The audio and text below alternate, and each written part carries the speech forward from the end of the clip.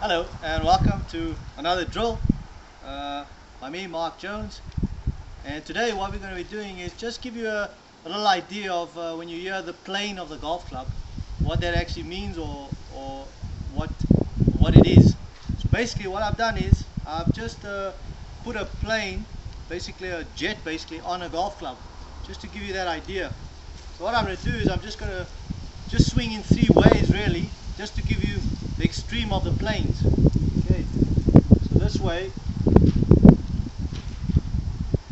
when we swing like that, we see the club is in this angle, and we see that's a steep plane. You can see the plane is almost going straight up to the sky. So that's called a steep plane. Alright? So the plane is climbing up into the sky.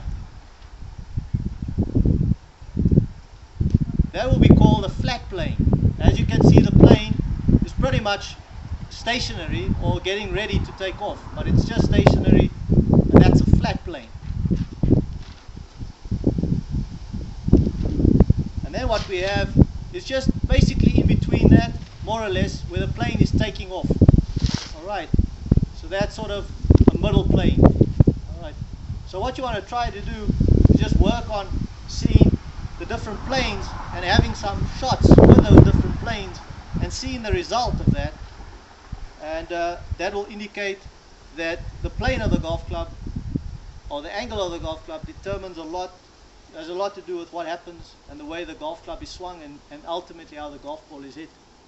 Alright, so just to recap, we have the steep plane, flat plane, extremely flat plane. These are just opposite, these are extremes, remember? And then just the takeoff, which is more or less what you want to try to do, is get it sort of in between.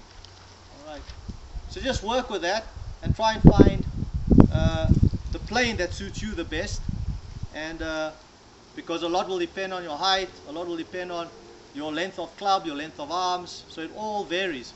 So you work with that and see what happens. Okay, so that's another drill from me, Mark Jones, and we'll catch you next time. Thanks for joining me. Cheers.